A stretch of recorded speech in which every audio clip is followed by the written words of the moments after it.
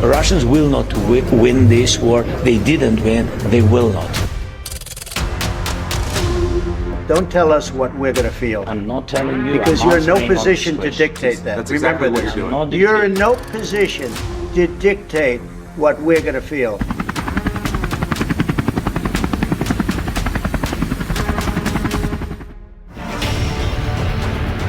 जब दुनिया वेनेजुएला में ट्रंप का तांडव देख रही थी, राष्ट्रपति मादुरो को अगवा करने वाला ऑपरेशन देख रही थी,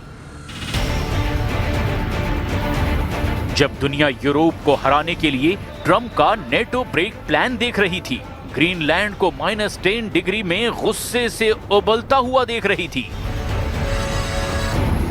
जब दुनिया ईरान में ट्रंप और नेतन्याहू के युद्ध का बंद आंखों से इंतजार कर रही थी, परमाणु कैरियर ईरान की तरफ बढ़ता जा रहा था।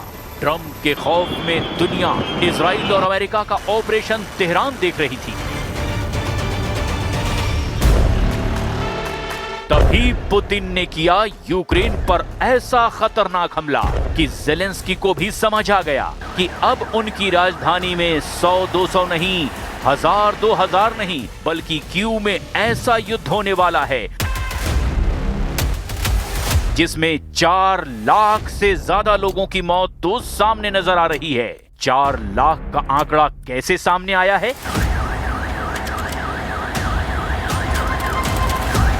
इसे बहुत डिटेल में समझने की जरूरत है, क्योंकि पुतिन ने यूक्रेन पर ऐसे वक्त निर्णायक हमला किया है जब डोनाल्ड ट्रंप ने पूरी दुनिया को अपने युद्ध में उलझा कर रख दिया है। यूक्रेन की ग्राउंड रिपोर्ट में ज़ेलेंस्की को डराने वाली ऐसी खबर है जिसने पुतिन का हौसला और बढ़ा दिया है। यूक्रेन की राजधानी कीव में 15% मकानों को गर्म रखने के लिए संसाधन खत्म हो चुके हैं, या यूं कहें कि कीव में तापमान -10 डिग्री से भी नीचे जा रहा है। तब वहां की 15% आबादी पर ठंड वाला बम फट चुका है। कीव में इन मकानों में रहने वाले करीब 4 लाख लोग मौत का सामना कर रहे हैं।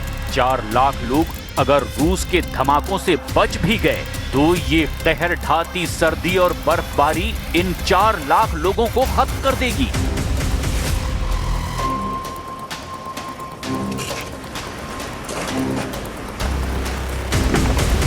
यही ज़ेलेंस्की का सबसे बड़ा डर है। वो युद्ध खत्म करने के लिए यूरोप से लेकर अमेरिका तक दौड़ लगा चुके हैं, लेकिन ताजा कोशिशों के बावजूद पुतिन को रोकने वाली कोई तरकीब काम नहीं आ रही है।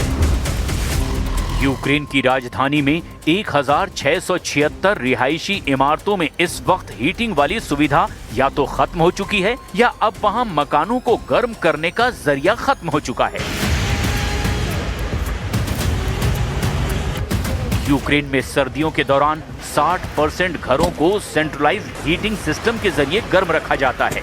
इसके लिए प्राकृतिक गैस का इस्तेमाल किया जाता है, लेकिन अब ऐसे सिस्टम को चलाने वाले पूरे सेटअप पर रूस ने लगातार बमबारी की है, जिसकी वजह से यूक्रेन में बड़ा संकट खड़ा हो गया है। रात में भी बिजली गुल रहती है।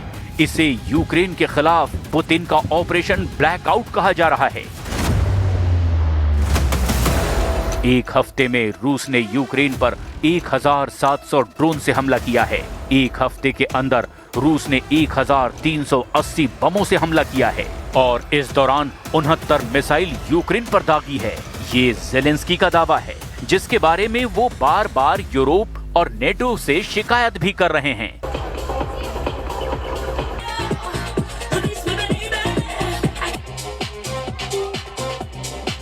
कीव के लोगों का हौसला कायम रहे, रूस का खौफ न पसर जाए, इसके लिए यहाँ के लोगों की कोशिश देखिए।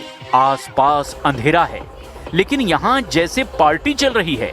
एक वॉलीबॉल कोर्ट को डांस फ्लोर बना दिया गया और यहाँ करीब 200 लोग जमा होकर जैसे जश्न मना रहे हैं। ये वो लोग हैं जिनके घर अंधेरे में डूबे हुए हैं, क्योंकि रूस की मिसाइलों और ड्रोन हमलों ने वहाँ की बत्ती गुल कर दी है।